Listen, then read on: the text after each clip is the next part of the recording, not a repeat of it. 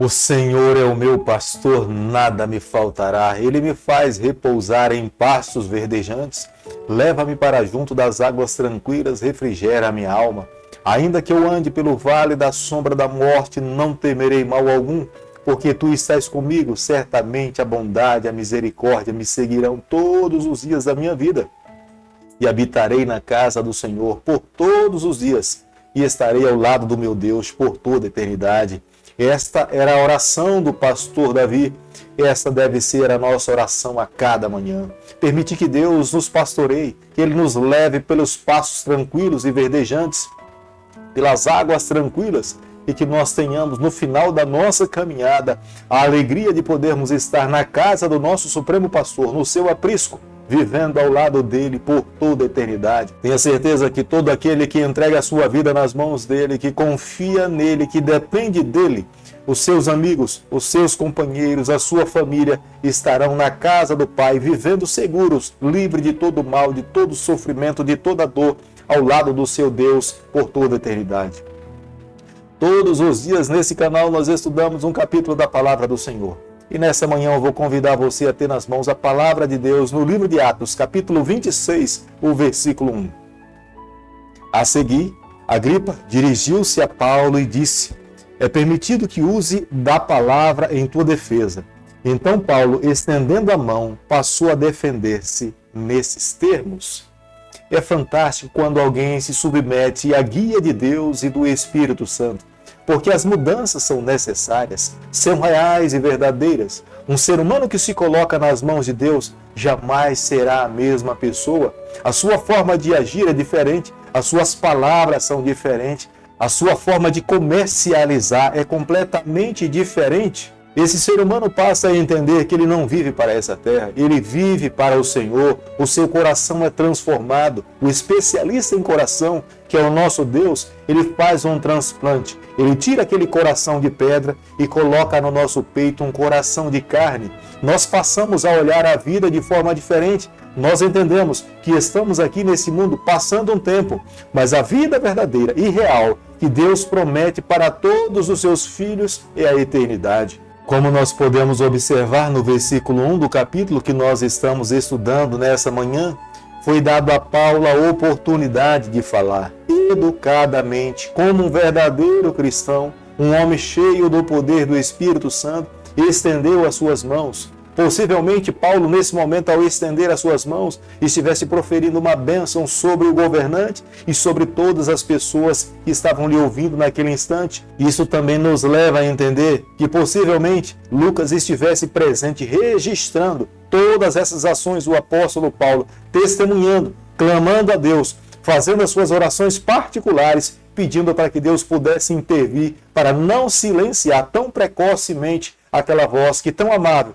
buscava a cada dia avançar o reino do Senhor nessa terra. Paulo estava feliz porque ele poderia agora abrir o seu coração ao rei Agripa, mas Paulo tinha convicções a respeito da sua fé. Mas não é porque estava diante de uma autoridade que Paulo mudou o seu discurso. Pelo contrário, ele manteve-se sereno, seguro, convicto da sua fé, daquilo que de fato movia o seu coração, mas ele estava em paz, porque ao falar ao rei Agripa, possivelmente Agripa entendesse qual a situação pela qual ele estava vivendo.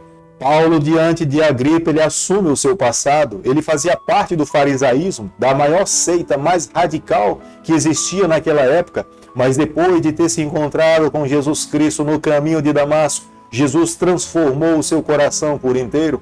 Paulo já não era mais a mesma pessoa. De perseguidor, ele passou agora a ser perseguido, mesmo sabendo que a sua morte estava à sua frente. Paulo não temia, isso lhe mantinha fé, lhe mantinha segurança. Deus estava ao seu lado e ele estava disposto, mesmo que fosse necessário, passar pela morte. Pelo nome de Jesus Cristo, ele o faria. No discurso do apóstolo Paulo, ele faz referência ao Antigo Testamento, das profecias de Deus dadas ao seu povo, da vinda de Jesus Cristo aqui a essa terra como o nosso Salvador. Embora muitos estivessem com a palavra de Deus nas mãos, muitos não conseguiram compreender.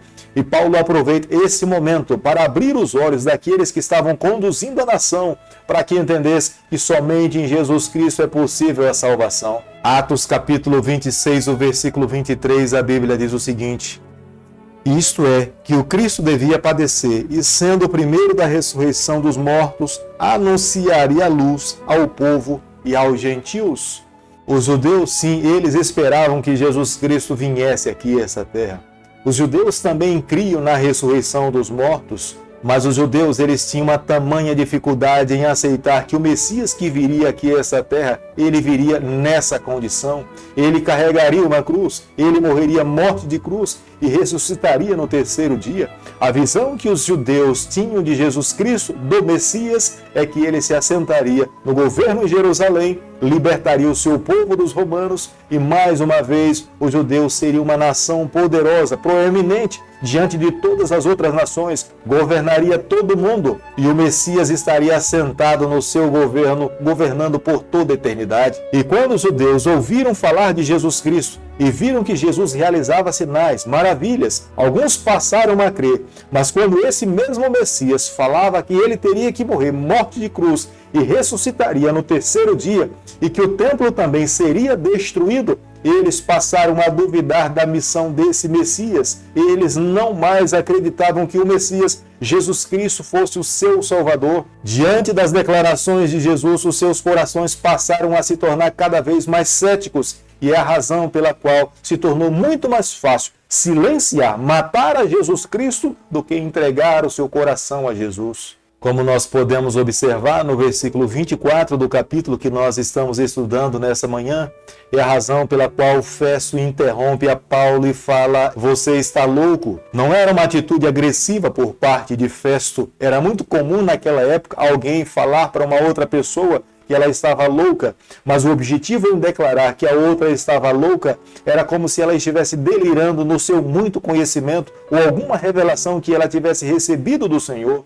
Era como se Festo estivesse advertindo a Paulo que ele estava fazendo uma declaração que estivesse ofendendo aos judeus, as outras pessoas. Ele deveria manter-se calado em vez de abrir os seus lábios. Mas Paulo tinha plena certeza que tudo aquilo que estava falando, Deus tinha colocado no seu coração. Se fosse necessário morrer por essa mensagem, ele estaria disposto a entregar a sua própria vida, mas jamais se silenciaria. Embora Paulo estivesse acorrentado sobre uma grande pressão da turba que lhe acusava e dos líderes que não lhe davam ouvido, mas diante dessas pessoas, Paulo busca apresentar as verdades eternas. Paulo tentava mostrar a Jesus, ensiná-los que só há salvação em Jesus Cristo. No capítulo que nós estamos estudando nessa manhã, nós podemos tirar algumas lições. Paulo não se esconde do seu passado. Embora soubesse que tinha sido um fariseu fanático, o encontro com Jesus Cristo lhe tornou um verdadeiro cristão, um homem de Deus, um homem sereno,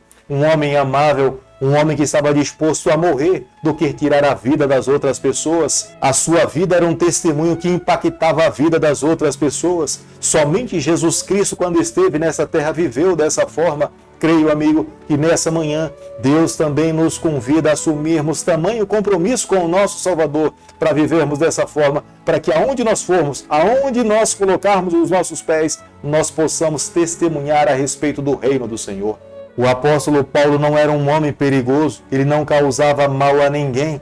A sua única responsabilidade era abrir os seus lábios para anunciar a Jesus Cristo que tinha sido morto, crucificado e agora estava vivo. Ele intercedia por cada um dos seus filhos. Um dia voltaria aqui a essa terra.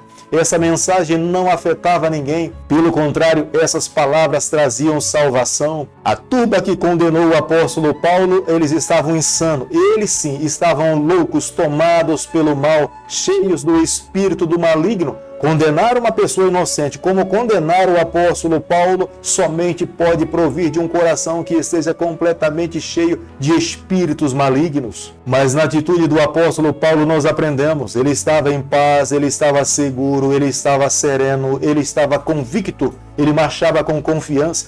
Embora o seu corpo estivesse preso a uma corrente, cansado, creio que faminto, sob uma tremenda pressão, mas Deus lhe confortava, Deus lhe consolava. Os anjos do Senhor estavam ao seu lado para lhe segurar, lhe fortalecer, colocar nos seus lábios palavras com sabedoria, para que no momento certo ele pudesse proferir e, porventura, alcançar um coração que estivesse sedento de ouvir as palavras do Reino Celestial. Amigo, hoje eu e você, nós precisamos ser um vaso como o apóstolo Paulo. Onde Deus nos levar, nós precisamos estar dispostos também a usar os nossos dons para avançarmos o reino do Senhor.